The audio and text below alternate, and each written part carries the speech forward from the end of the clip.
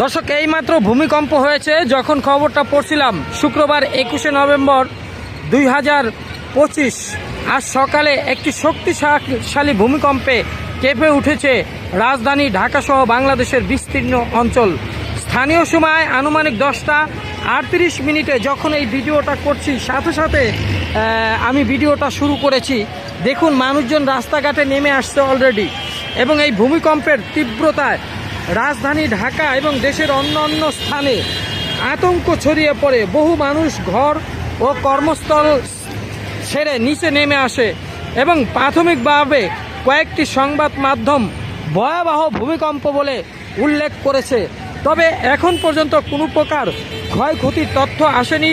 প্রাথমিকভাবে কয়েকটি সংবাদ মাধ্যমগুলো শুধু ভয়াবহ ভূমিকম্প বলেছে, এবং এই ভূমিকম্পের মাত্রা রিক্টার স্কেলে কত ছিল এবং এর উৎপত্তিস্থল কোথায়, এবং সেই বিষয়ে আবহাওয়া অধিদপ্তর থেকে এখনও কিন্তু কোনো কিছু পাওয়া যায়নি। তবে প্রতিক্রিয়া কিন্তু চলছে। তবে অনেক সংবাদ উৎস জানিয়েছে যে ভূমিকম্পটি ঢাকাসহ দেশের বিভিন্ন স্থানে জোরালোভাবে অনুভূত হয়েছে, এবং ভূমিকম্পর পরই বিভিন্ন জায়গায় থেকে ক্ষয়ক্ষতির খবর জানার চেষ্টা করছে। আপনাদের এলাকায় কোনো ক্ষয়ক্ষতি হচ্ছে কিনা সেটা জানান। সময় শুক্রবার 21শে নভেম্বর 10টা 38 মিনিটে এই ভূমিকম্পটি হয়। ব্যাপক ভূমিকম্প অনুভূত হয়েছে কিন্তু এই দেশে।